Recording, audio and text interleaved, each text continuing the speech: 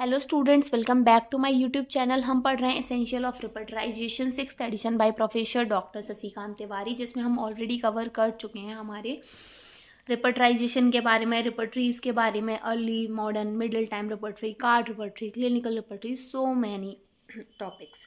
तो अगर आपको लगता है कोई इंपॉर्टेंट टॉपिक उन टॉपिक्स में से मिस हो गया है तो आप मुझे कमेंट सेक्शन में बता सकते हैं। बाकी जो टॉपिक्स अभी कवर नहीं कराए हैं मैंने, वो हम एक एक करके कवर कर लेंगे लास्ट वीडियो में। जैसे हमने synthesis of rubrics, techniques, methods, ये सब कवर कर लिए। तो आज हम पढ़ रहे हैं स्टेप्स टू रिपर्टराइजेशन। तो स्टार्ट करते हैं। तो स्टेप्स टू रिपर्टराइजेशन का क्या मतलब है कि हमें रिपर्टराइजेशन तक पहुंचने के लिए कुछ मतलब एक रिपर्टराइजेशन जो वर्ड है उसमें अलग अलग स्टेप्स हैं। अब हमें उस रिपर्टराइजेशन ये बोलने के लिए कि हाँ भाई रिपर्टराइज कर दिया, रिपर्टराइजेशन कंप्लीट हो गया, वहाँ तक पहुँचने के लिए कई स्टेप्स फॉलो होते हैं। ये कोई मैकेनिकल प्रोसेस नहीं है, केवल मैकेनिकल है, उसके साथ साथ इसमें लॉजिक भी यूज़ होता है। तो नॉट ओनली है mechanical process of containing rubrics की, इसमें सिर्फ रूब्रिक्स हैं, रूब्रिक्स के बेसिस पे मार्क्स कैलकुलेट करके मेडिसिन बता दी, ये इसलिए सिर्फ ये मैकेनिकल नहीं है। इसमें क्या होता है, लॉजिकल स्टेप्स फॉलो होते हैं कि प्रॉपर रिपर्टरी सेलेक्ट करनी है, फिर डिफ्रेंशिएट करना है रेमेडीज़ को मटेरिया मेडिका की हेल्प से। तो अलग अलग चीज़ें इसमें यूज़ होती हैं। तो ये रिपर्टरी फॉलो करती है लॉजिक किसका, इंडक्शन का और डिडक्शन का। अब लॉजिक क्या होता है, इंडक्शन डिडक्शन क्या है, वो देख लेते हैं। सबसे पहले तो मतलब जो स्टेप्स हैं हमारे रिपर्टराइजेशन के, वो कहाँ से स्टार्ट होते हैं, केस टेकिंग से, और ख़त्म होते हैं जब हमें सिमिलमम मिल जाती है। तो केस टेकिंग से सिमिलमम तक पहुँचने का जो प्रोसेस है वो है स्टेप्स टू रिपर्टराइजेशन। अब हम देखते हैं लॉजिक। तो सबसे पहले लॉजिक है होता क्या है, तो लॉजिक क्या है, लॉजिक है आर्ट और साइंस ऑफ रीजनिंग। मतलब जिसमें हम क्या कर रहे हैं, रीजनिंग कर रहे हैं, और रीजनिंग करने के बाद हम एक इन्फरेंस ड्रॉ कर रहे हैं। एक इन्फरेंस ड्रॉ कर रहे हैं कि ये बात ऐसे है, ये बात ऐसे है, इसका मतलब ये बात ऐसे है। तो ये बात ऐसे है, जो बात वाला वर्ड है वो क्या है, हमारा इन्फरेंस है कि इससे ये आउटकम आया, तो वो है लॉजिक। अब लॉजिक दो तरह का होता है, एक होता है हमारा इंडक्टिव लॉजिक, इसमें बताया ना इंडक्शन एंड डिडक्शन दो तरह का। दूसरा होता है हमारा डिडक्टिव लॉजिक। अगर आपको लॉजिक के ऊपर पूरा वीडियो देखना है तो आप मेरे ऑर्गेनन वाली सीरीज़ में चेक कर लीजिए, उसमें लॉजिक के ऊपर पूरा वीडियो बताया है। जो ऑर्गेनन वाली सीरीज है ना, बाई ए के दास, उसमें अच्छे से लॉजिक को एक्सप्लेन किया है पूरी तरह से। तो आप वहाँ पर जाके चेक कर सकते हैं। अब लॉजिक दो तरह के हैं, इंडक्टिव लॉजिक, डिडक्टिव लॉजिक। तो यहाँ पर एक एग्जांपल से समझते हैं कि मान लीजिए कोई एक क्लास है, क्लास ए के सारे बच्चे इंटेलिजेंट हैं। Every student of class A is intelligent. अब राम नाम का एक स्टूडेंट है जो उस क्लास ए में पढ़ता है। तो क्या हम कह सकते हैं कि राम इंटेलिजेंट है? क्या हम कह सकते हैं कि राम इंटेलिजेंट है? हाँ, हम कह सकते हैं राम इंटेलिजेंट है, क्योंकि राम भी तो क्लास ए में पढ़ता है। तो क्लास ए के जब सारे बच्चे इंटेलिजेंट हैं तो राम भी तो इंटेलिजेंट है। तो क्लास ए के सारे बच्चे इंटेलिजेंट हैं, ये जनरल बात हो गई। राम, और उससे हमने एक पर्टिकुलर राम के बारे में बात निकाली कि तो राम भी इंटेलिजेंट होगा। तो अब हाँ, पहले मैं आपको इंडक्टिव और डिडक्टिव बता दूं कि हमारे पास दो चीज़ें हैं, एक जनरल चीज़ है, एक पर्टिकुलर चीज़ है। एक जनरल चीज़ है और एक पर्टिकुलर चीज़ है। तो जब हम जनरल से पर्टिकुलर की तरफ जाते हैं तो कौन सा लॉजिक होता है हमारा, डिडक्टिव लॉजिक। और जब हम किसी पर्टिकुलर चीज़ से जनरल की तरफ आते हैं तो इंडक्टिव लॉजिक। मतलब जब हम किसी जनरल चीज़ को पर्टिकुलर की फॉर्म में ला रहे हैं कि हमारे पास एक जनरल चीज़ थी, क्लास ए में सारे इंटेलिजेंट स्टूडेंट हैं, हमने अपना रीजनिंग की, अच्छा क्लास ए के सारे बच्चे इंटेलिजेंट हैं, राम भी तो क्लास ए में पढ़ता है, उससे हमने क्या इन्फरेंस ड्रॉप किया कि राम भी इंटेलिजेंट होगा। तो जनरल बात से हम कहाँ आए, पर्टिकुलर की तरफ। तो जनरल से पर्टिकुलर की तरफ जब जाएंगे तो क्या होगा, डिडक्टिव लॉजिक। तो यहाँ पे कौन सा लॉजिक फॉलो होगा हमारा, डिडक्टिव लॉजिक। तो रिपर्टरी में, मटेरिया में, होम्योपैथी में, फार्मेसी में अलग अलग जगह अलग अलग लॉजिक फॉलो होते हैं। तो हमें वहाँ पर पता लगाना होगा कि कहाँ पर कौन सा लॉजिक फॉलो हो रहा है। अब एक और एग्जांपल ले लेते हैं। मान लीजिए कुछ सिम्टम्स हैं, जैसे एक पर्सन आया, उसको फीवर है, कॉफ है, डिज्निया है, फीवर है, कफ है, डिज्निया है, और चेस्ट पेन है, वेट लॉस है। अब हमने इससे इन्फरेंस ड्रॉ किया, उसने बताया ये चीज़ है, ये चीज़ है, ये चीज़ है, तो ये पर्टिकुलर चीज़ है, फीवर है, कफ है, डिस्निया है, अलग अलग चीज़ें हैं। अब हमने इससे एक इन्फरेंस ड्रॉ किया कि अगर ये चीज़ें हैं तो उससे लंग डिसीज़ हो सकती है। हमने सोचा कि अगर उसे इतनी सारी बीमारियां हैं तो उसे लंग डिसीज़ हो सकती है।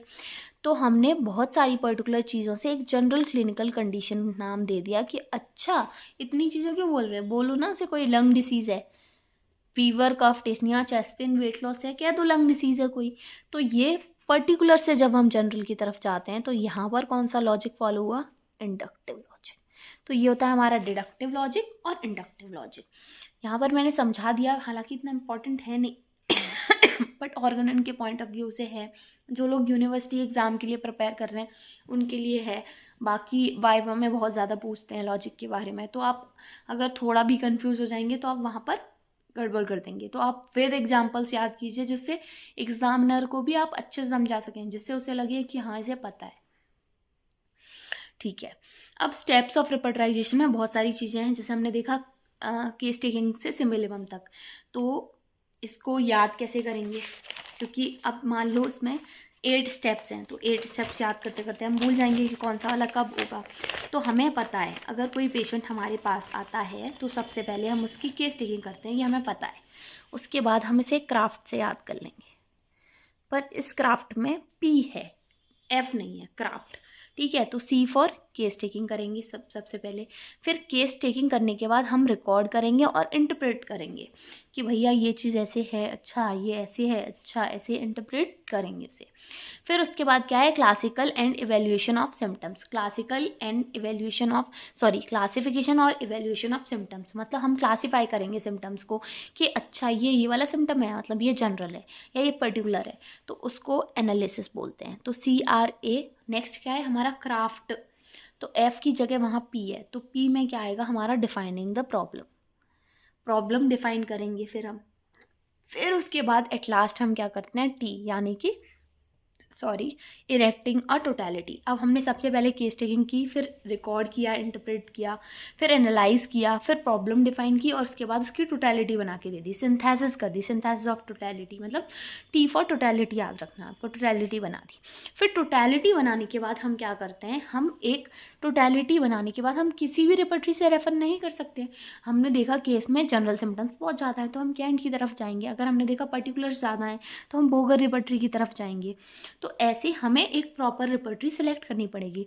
तो क्राफ्ट के बाद क्या है, 3 बार R लिख दो, 3 बार R लिख दो, R।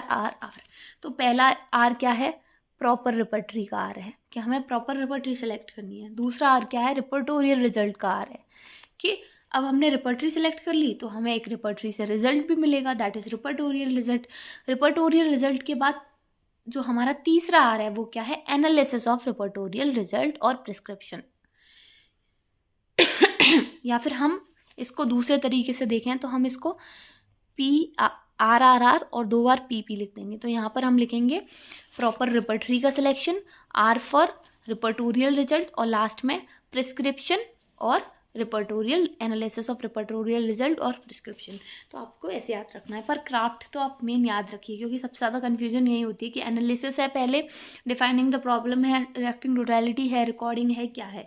जब हमने टोटलिटी इरेक्ट कर ली तो सबसे पहले हमें एक प्रॉपर रिपर्टरी सेलेक्ट करनी है। एज वी ऑल नो कि सबसे पहला स्टेप होता है रिपर्टरी सेलेक्ट करना कि भैया कंप्लीट से करना है, सिंथेसिस से करना है या कोई और रिपर्टरी से, तो रिपर्टरी सेलेक्ट करना, फिर रिपर्टोरियल रिजल्ट आ जाएगा और रिपर्टोरियल रिजल्ट आएगा तभी तो आप एनालिसिस करेंगे। तो इन दोनों में तो कोई कन्फ्यूजन है ही नहीं। उसके बाद analysis of repertorial result and prescription.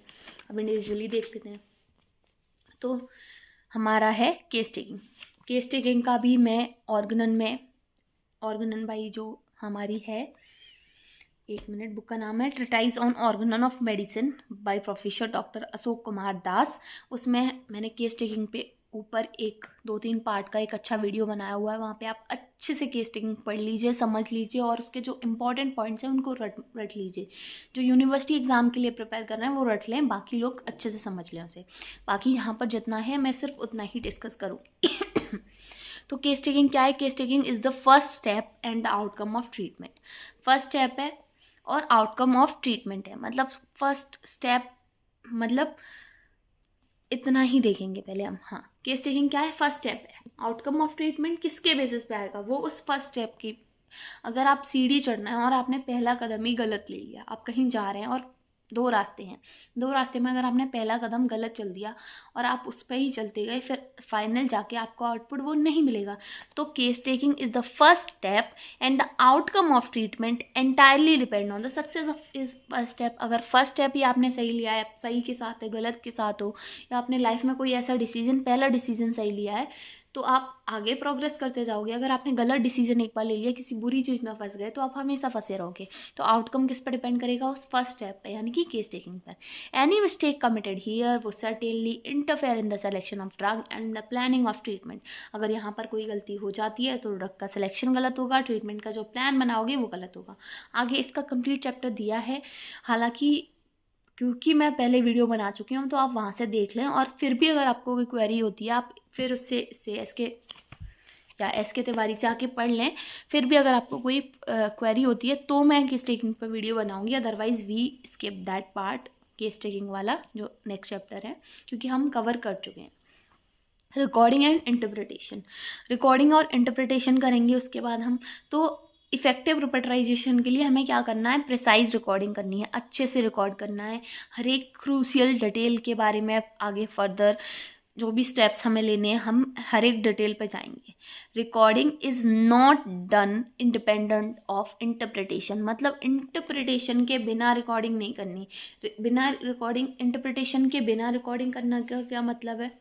Interpretation के बिना रिकॉर्डिंग करने का मतलब है कि बिना सोचे समझे जो सामने वाला बता रहा है उस पर फोकस करना। अगर सामने एक गाय खड़ी है और सामने वाले ने बोला कि ये गाय भैंस है, इस पर वाइट कलर कर दिया है, और आपने इंटरप्रेट नहीं किया, तो इसका मतलब क्या हो गया? आपने मान लिया कि हाँ वो गाय क्या है? भैंस है, और किसी ने उस पर वाइट कलर कर दिया है। आपने अपना दिमाग यूज़ नहीं किया, ठीक है। तो इंटरप्रिटेशन है क्या? अगर हम समझें आम भाषा में, तो इंटरप्रिटेशन का मतलब है कि किसी भी चीज़ जो हमें बताई जा रही है उसका मतलब समझना और उसका सेंस समझना अपनी अंडरस्टैंडिंग के हिसाब से। सामने वाला जो कह रहा है उसकी बातों पर नहीं देखना। अगर सामने वाला कोई सिम्टम आके बता रहा है तो हम उसे इंटरप्रेट करेंगे कि अच्छा इसका मतलब ऐसा है, इसका ये मीनिंग हो सकता है, तो वो। So both should be done simultaneously, इसीलिए दोनों चीज़ें एक साथ की जानी चाहिए। ये एक इम्पॉर्टेंट स्किल है of the physician to transfer all the data in exactness as it is received from the patient to the case record। और ये एक इम्पॉर्टेंट स्किल है कि हमने जो भी पेशेंट से जो भी डाटा लिया है उसे हम रिसीव कर रहे हैं, ट्रांसफ़र कर रहे हैं, पर हमने उसे इंटरप्रेट कर लिया साथ के साथ, वरना जो भी वो बताएगा हम वो नोट कर देंगे। तो अगर हमें A slight modification during data recording may occur while recording the case, but care should not be taken to keep the meaning of patient narration as natural as possible। अब इंटरप्रिटेशन में हमें ये भी नहीं करना कि हम अपना ही लगा दें कि अच्छा, जैसे पेशेंट ने कहा कि मुझे लगता है कि ऐसा है, तो हम ये नहीं करेंगे अरे उससे लगता है तो होगा ही नहीं, हमें उसका जो नेचुरल नरेशन है उसको रखना है पॉसिबली, हमें अपना मॉडिफिकेशन नहीं देना उसमें। Recording of the symptoms should also indicate it's intensity in the patient. अब पेशेंट ने जितना इंटेंसीफाई करके हमें कोई सिम्टम बताया है, उसी इंटेंसिटी के साथ हमें उस सिम्टम पर ध्यान देना है, ठीक है।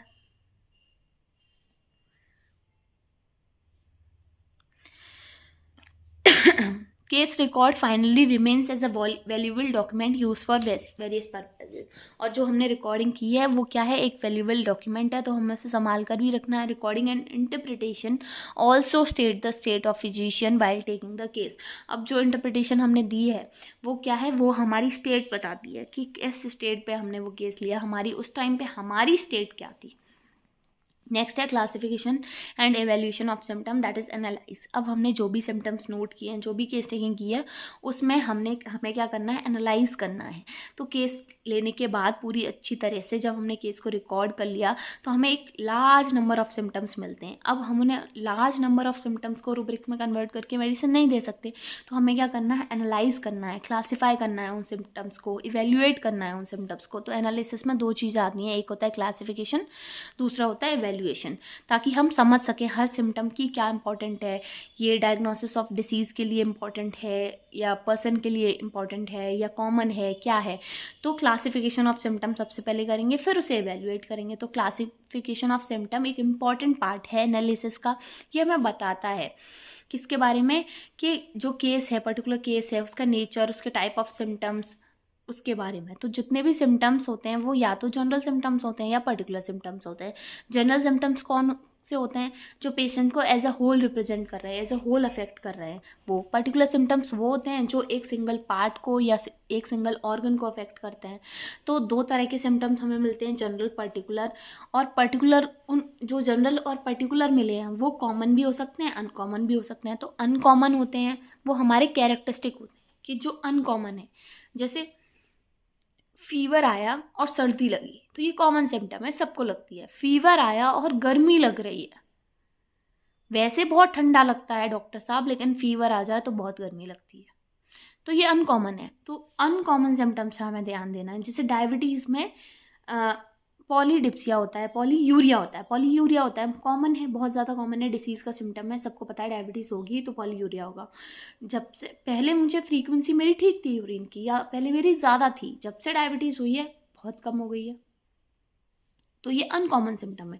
तो जो अनकॉमन है वही कैरेक्टरिस्टिक है, कि जो तुम्हें बाकियों से अलग बनाता है वही तो तुम्हारा कैरेक्टरिस्टिक सिम्टम है। ऐसे समझ लो कि एक दो गर्ल हैं, सीता एंड गीता। तो सीता और गीता काफ़ी सिमिलर हैं। सीता को कुकिंग आती है, गीता को आती है। सीता डांस कर लेती है, गीता भी डांस कर लेती है। सीता सिंगिंग आती है सीता को, गीता को भी सिंगिंग आती है। पर सीता को इंग्लिश में बात करना नहीं आता, गीता को आता है। तो गीता अलग है, गीता कॉमन नहीं है सीता गीता में। हम गीता को कैसे पहचानेंगे, अरे वो इंग्लिश में बात कर लेती है, वो वाली गीता है। हम ये थोड़ी कहेंगे जो कुकिंग जानती है, जो सिंगिंग जानती है, जो डांसिंग जानती है, नहीं, वो इंग्लिश में बात कर लेती है, वो गीता है। तो जो चीज़ अनकॉमन है, जो बाकियों से अलग है, वो ही क्या है, कैरेक्टरिस्टिक है, वही आपको डिफाइन करती है, वही मेडिसिन को, वही बीमारी को डिफाइन करती है। जनरल्स में क्या आते हैं, सारे मेंटल सिम्टम्स आते हैं और फिजिकल सिम्टम्स आते हैं। मेंटल सिम्टम्स में क्या, विल, अंडरस्टैंडिंग एंड मेमोरी, तीन चीज़ें, कि एक पर्सन की विल क्या है, उसकी अंडरस्टैंडिंग, उसकी समझ, और उसकी मेमोरी।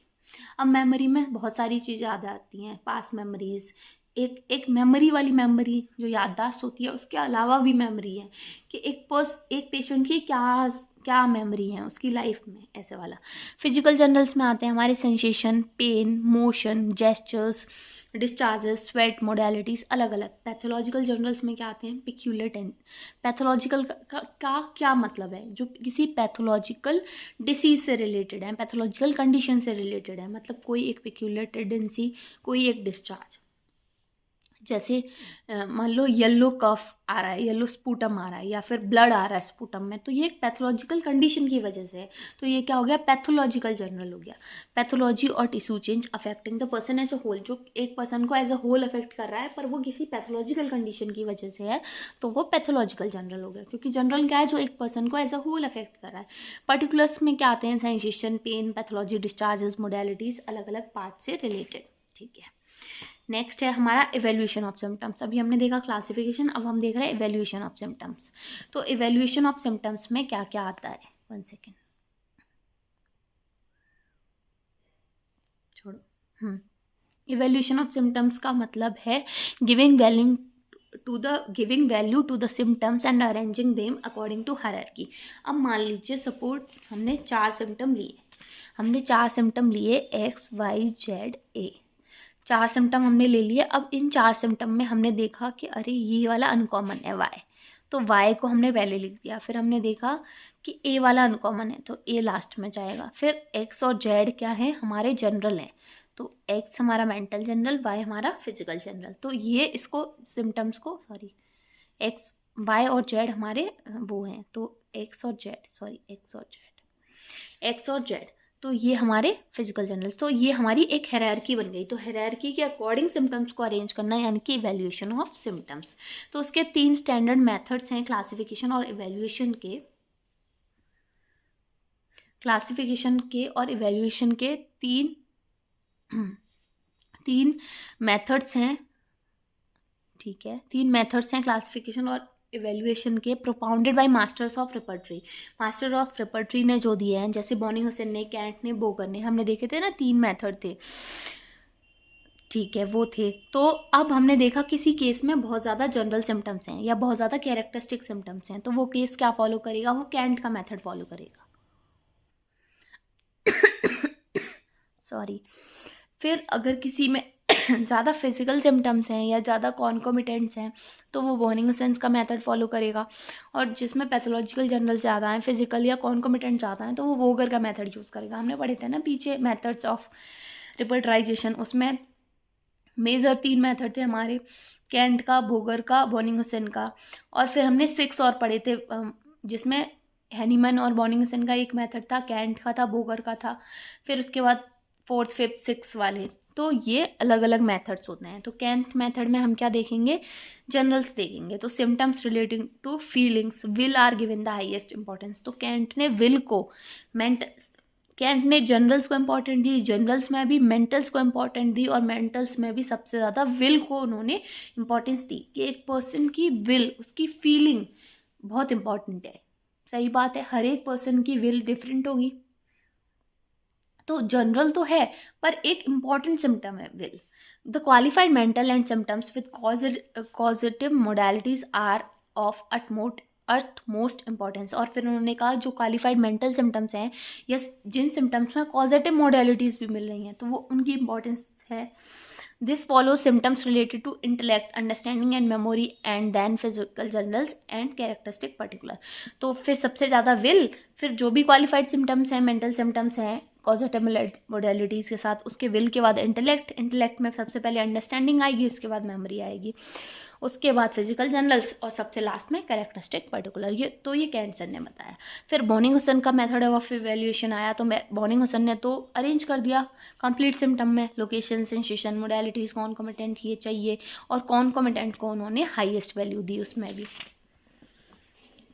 बोगर का मेथड देखें अगर हम, तो बोगर के मेथड में क्या है, बोगर के मेथड में जो पैथोलॉजिकल जनरल्स हैं या फिर जो भी कॉजेटिव मोडालिटीज़ हैं उनको ज़्यादा इंपॉर्टेंस दी गई, ठीक है। तो जो एनालिसिस है केस की, वो हेल्प किस में करती है, कि बाकी के जो स्टेप्स है रिपर्टराइजेशन के लिए, जैसे प्रॉब्लम डिफाइन करना, आगे वाले टोटलिटी इरेक्ट करना, तो उसमें ये इंपॉर्टेंट है एनालाइजिंग।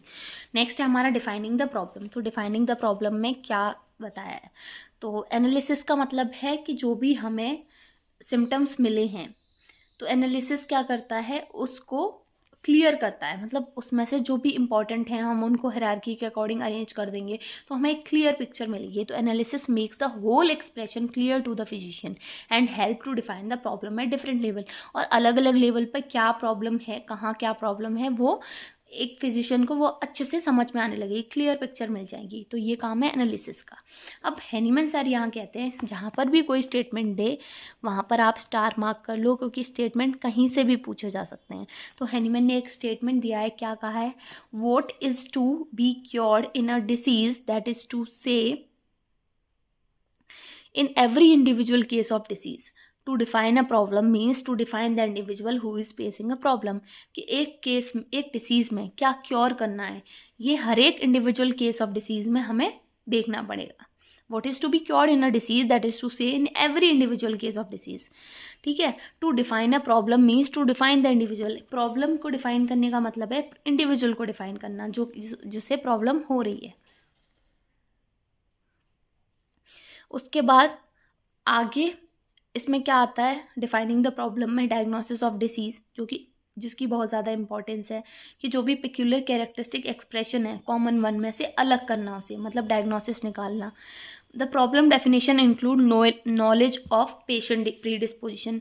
पेशेंट है, उसका प्रीडिस्पोजिशन क्या है, उसका डिस्पोजिशन क्या है, डायथीसिस क्या है, डिसीज़ क्या है, तो ये सब जानना इसमें प्रॉब्लम हो सकती है। तो ये हमें पता लगाना है। To understand the patient and his or her deviation from the original state of health, कि जो ओरिजिनल स्टेट है पेशेंट की उसमें से क्या डेविएशन हुआ है उसको समझना। स्टडी ऑफ डेवलपमेंटल हिस्ट्री, कैसे कैसे क्या क्या बीमारी हुई, पास्ट हिस्ट्री क्या थी, या कोई बीमारी बनी, पहले एक स्कार, एक छोटा रेड स्पॉट बना, फिर वो ग्रो हो गया, फिर एक्जिमा हो गया, क्या हुआ, वो डेवलपमेंटल हिस्ट्री को समझना। इस स्टडी को हम कहते हैं एनामनेसिस। अब एनामनेसिस क्या है वो हम आगे पढ़ेंगे, या फिर मैं एक काम करती हूँ, डिफाइनिंग द प्रॉब्लम के बाद एनामनेसिस बताकर ख़त्म करती हूँ, फिर नेक्स्ट से हम टोटलिटी इरेक्ट करके आगे का कंप्लीट कर लेंगे, क्योंकि फिर लेंथी हो जाएगा। तो अभी हम ये डिफाइनिंग द प्रॉब्लम वाला सेक्शन कंप्लीट करके एनामनेसिस मैं आपको समझा दूँगी। ठीक है, तो एनामनेसिस है क्या, डिफाइन करती है not only the patient disease but also nature और प्रोग्रेस भी डिसीज़ की, कि मियाजमेटिक स्टेट के साथ एनामनेसिस हमें बताती है। उसके अलावा हम इसमें क्या देखते हैं, हिस्ट्री, क्लिनिकल प्रेजेंटेशन, ये सब देखेंगे, लेबोरेटरी और स्पेशल इन्वेस्टिगेशन देखते हैं ताकि हमें डिसीज़ प्रोसेस अच्छे से समझ में आए। और it should be done when wherever required for defining the problem at different stages of diagnosis. और इसकी ज़रूरत कहाँ पर होती है, जहाँ पर भी हमें प्रॉब्लम डिफाइन कर जहाँ पर भी हमें प्रॉब्लम डिफाइन करने के लिए ज़रूरत होती है। ठीक है, तो अगर मान लीजिए कोई केस अटक रहा है तो हम लेबोरेटरी डायग्नोसिस भी देखते हैं, यार यहाँ पर ये प्रॉब्लम आ रही है तो कौन से म्याज डिसीज़ कौन से म्याज में है, तो हम उसके लिए डायग्नोसिस करा लेते हैं। तो वैसे होम्योपैथ्स के लिए इतनी इंपॉर्टेंट नहीं है डायग्नोसिस, पर ऐसी चीज़ों में है कि म्याज देखना, लेयर देखना, किस लेयर पे अफेक्ट कर रही है बीमारी, तो इसलिए ये सब आता है डिफाइनिंग द प्रॉब्लम के अंदर। अब हमने यहाँ पर एक टर्म देखा एनामनेसिस, पहले उसे देख लेते हैं, फिर नेक्स्ट वीडियो से हम करेंगे इरेक्टिंग द टोटलिटी से। सो एनामनेसिस दिया है 728 में, केस नंबर 728 पर। तो एनामनेसिस क्या है, एनामनेसिस ओरिजिनेट हुआ है एक ग्रीक वर्ड से, जिस ग्रीक वर्ड का क्या मतलब है, रिकॉलिंग। रिकॉलिंग मतलब जो हो रिकॉल हम किसे करते हैं, जो चीज़ हो चुकी है, कि अगर कोई इंसिडेंट हुआ तो फिर हम कहते हैं ना कि रिकॉल करो, बताओ क्या हुआ था। तो रिकॉलिंग का क्या मतलब है, जो चीज़ हो चुकी है उसे वापस याद करना। तो रिकॉलिंग क्या है, एनामनेसिस। एनामनेसिस मतलब रिकॉलिंग। दूसरी चीज़ एनामनेसिस क्या है, in medical science this term is use in relation to study the developmental history of the patient. कोई पेशेंट है, उसमें अगर कोई बीमारी बनी है तो उसकी डेवलपमेंटल हिस्ट्री को समझना। मतलब अगर हम कहें तो पेशेंट का recollection of events preceding his or her illness, जो उसकी अभी बीमारी हुई है या है उसके प्रिसीडिंग मतलब उसके पहले के जो इवेंट्स हैं उनका रिकलेक्शन करना, वो क्या है, एनामनेसिस है। और ये बहुत इंपॉर्टेंट होता है, बहुत इंपॉर्टेंट एलिमेंट है हर केस का। ठीक है, अब एनामनेसिस हमने समझ लिया। एनामनेसिस एक तरह से पास हिस्ट्री है, पास मेडिकल हिस्ट्री, कि कोई इलनेस है, कोई सिम्टम आया, उससे पहले क्या हुआ था, शुरू से बताइए क्या हुआ था, कहाँ से शुरू हुआ था, तो ये एनामनेसिस में आता है। अब दूसरा टर्म है कैटामनेसिस। कैटामनेसिस क्या है, हमने दो चीज़ें पढ़ते हैं ना हमेशा, एनाबॉलिक, कैटाबॉलिक। तो एनामनेसिस तो हो गया रिकॉलिंग ऑफ द इवेंट। अब कैटामनेसिस क्या है, जब हम एनामनेसिस में, suppose this is the point, anamnesis में जब हम इधर जा रहे हैं तो कैटामनेसिस इज ऑलवेज, कैटा मतलब अपोजिट, तो अपोजिट की तरफ जाएंगे। जैसे एनाबॉलिक रेस्पिरेशन कैटाबॉलिक होता है, तो दो चीज़ें जब एक साथ आते हैं, दो वर्ड्स, तो उनके अपोजिट मीनिंग होते हैं। तो यहाँ पर एनामनेसिस है तो कैटामनेसिस इधर, यहाँ पर इलनेस है, इलनेस से पहले जाएंगे तो पास हिस्ट्री लेंगे हम, इलनेस के आगे जाएंगे तो क्या लेंगे, फॉलो अप। फॉलो अप, तो कैटामनेसिस क्या है, the study of the follow up of the case is known as catamnesis. तो सिम्टम्स से पहले प्रीवियस एनामनेसिस, सिम्टम्स के बाद कैटामनेसिस। सिम्टम से पहले past history that is anamnesis, symptom के बाद फॉलो अप यानी कि कैटामनेसिस। आई होप आप लोगों को क्लियर हो रहा हो। होम्योपैथिक स्टडी में, होम्योपैथिक प्रैक्टिस में हम डिटेल स्टडी लेते हैं एनामनेसिस की और कैटामनेसिस की डिसीज को समझने के लिए। ठीक है, इसमें एक और टर्म आता है दैट इज एसोसिएटिव एनामनेसिस। अब एसोसिएटिव एनामनेसिस क्या है, तो a type of interviewing the attempts to make the patient aware of the relationship between his symptoms and his emotional life. अब हम क्या कर रहे हैं, एसोसिएटिव का क्या मतलब है, एसोसिएट कर रहे हैं, दो चीज़ों को एसोसिएट कर रहे हैं। तो हमने सबसे पहले तो हमने समझ लिया कि एक सिम्टम है और सिम्टम से हम पहले गए तो हमें एनामनेसिस मिला, सिम्टम्स के हम आगे जाएंगे तो कैटामनेसिस मिलेगा। अब एक टर्म है एसोसिएटेड एनामनेसिस। एसोसिएटेड एनामनेसिस का क्या मतलब है कि अब हम एसोसिएट कर रहे हैं इसे सिम्टम से। तो हमें कोई पर्टिकुलर सिम्टम आया, अब हम उस पेशेंट को अवेयर करा रहे हैं उस सिम्टम के बारे में और उसकी इमोशनल लाइफ के बारे में। जैसे एक पेशेंट हमारे पास आया, उसे सीवियर एसिडिटी की प्रॉब्लम है। अब हमने पूरा केस लिया, हमें पता चल गया कि उसका एंगर सप्रेस है, कहीं बहुत ज़्यादा गुस्सा आता है, उसे निकाल नहीं पता, एसिडिटी हो रही है इस वजह से, या वॉमिटिंग हो रही है, डायरिया हो रहा है। तो हमें पता चल गया कि एंगर इशूज़ है, कहीं टेरिटरी इफेक्ट हो रही है, एंगर हो रहा है। ठीक है, अब हम उसे ये बता रहे हैं कि देखो आपका जो कॉज है, अब उसका मान लीजिए उसका कॉज यही है कि वो गुस्सा नहीं छोड़ सकता, उसकी एसिडिटी कैसे जाएगी। तो अब हम उसे उसके बीच का उसका रिलेशन बता रहे हैं कि हाँ भाई तुम देखो, तुम ध्यान दो, तुम्हारी ये इमोशनल स्टेट है, ये इस वजह से तुम्हें ये सिम्टम आ रहा है, या फिर हम उसे अवेयर करा रहे हैं कि जो भी होम्योपैथी का जो भी है रिलेशन उसके बारे में। तो ये है एसोसिएटेड एनामनेसिस। ठीक है, तो anamnesis is the past history, catamnesis is the follow up, और associated anamnesis is relationship between symptom and the emotional life. जो भी पास्ट इवेंट हुए उसकी वजह से अब कोई डिसीज़ आ रही है ना, तो अब उन पास्ट इवेंट्स का और उस डिसीज़ का जो लिंक बिठा रहे हैं हम उसे समझाने के लिए, वो है हमारी एसोसिएटेड एनामनेसिस। ठीक है, बहुत इंपॉर्टेंट है ये हमारी केस टेकिंग के लिए और सिलेक्शन ऑफ ड्रग्स के लिए। बाकी इतना सब दिया है, आप लोग पढ़ लेना। अगर कोई चीज़ आपको इसमें समझ में नहीं आती है तो मैं आपको बता दूंगी। बाकी जो इम्पोर्टेंट है वो है हमारे कंडीशंस, स्पेशल सिग्निफिकेंस, वो देख लेते हैं। तो एक्यूट चेंजेस ऑफ ठीक है, दो anamnesis is very important in all cases. हर एक केस में एनामनेसिस इंपॉर्टेंट है, पर कुछ केसेस में स्पेशल सिग्निफिकेंस है इसका। कौन से केसेस हैं तो वो यहाँ बताए गए हैं। तो एक इसे याद करना है, अगर आपको समझने वाला तो समझ ही जाएगा, पर इनको एग्ज़ाम्स देने, यूनिवर्सिटी एग्ज़ाम, थ्योरेटिकल एग्ज़ाम, उन्हें याद करना पड़ेगा। तो पहले मैं याद करने के पर्पज़ से बता देती हूँ, फिर मैं आपको समझा दूँगी। ठीक है, तो हमारे पास दो तरह के केसेस होते हैं, एक्यूट केसेस और क्रोनिक केसेस। अब एक्यूट केसेस हैं वो जल्दी फिक्स हो जाते हैं, तो उन पे ध्यान ही नहीं देते। तो अब हम उन केसेस के बारे में देख रहे हैं। अब हमारे पास एक्यूट केसेस हैं जो चेंज हो रहे हैं बहुत जल्दी, उसमें चेंजेस दिख रहे हैं कि हम एक कंडीशन पकड़ पाते हैं तब तक दूसरी कंडीशन आ जाती है। तो ऐसे केस। दूसरे एक्यूट के बाद कौन से केसेस आते हैं? Chronic cases. अब क्रोनिक केस जो एज अ एक्यूट अटैक शुरू हो रहे हैं, क्रोनिक केस जिसमें एक्यूट एक्सर्वेशंस मिल रहे हैं। एक्सर्वेशंस क्या कि जिसमें बीच बीच में कुछ एक्यूट चीज़ें बाहर निकल कर आ जाती हैं।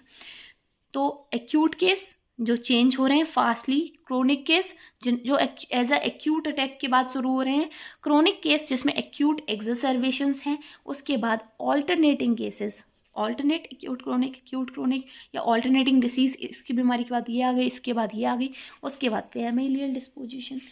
तो इतने ही हैं।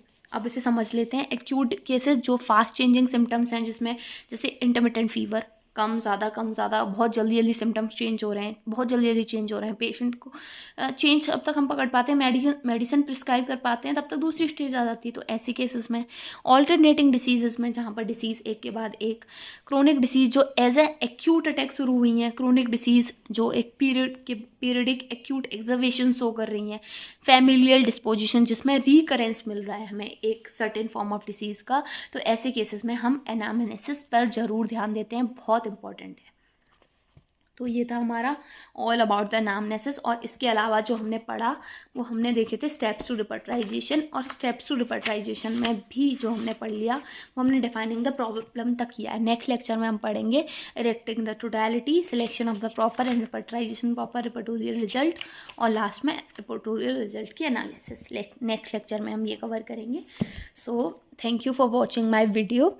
और अगर आपको वीडियो पसंद आ रही है तो प्लीज़ लाइक कीजिए, चैनल को सब्सक्राइब कीजिए। कोई भी क्वेरी है तो बेझिझक पूछिए, किसी भी टॉपिक पे वीडियो चाहिए तो बेझिझक कमेंट कीजिए। कुछ लोग करते हैं, जब वो अप्रिशिएट करते हैं तो अच्छा लगता है। सो प्लीज़ कीजिए अगर आपको पसंद आ रही है। अगर नहीं आ रही है तो कोई बात नहीं, पर अगर आ रही है तो शो कीजिए, उसे एक्सप्रेस कीजिए ताकि मुझे भी बेटर फील हो। Okay, thank you for watching.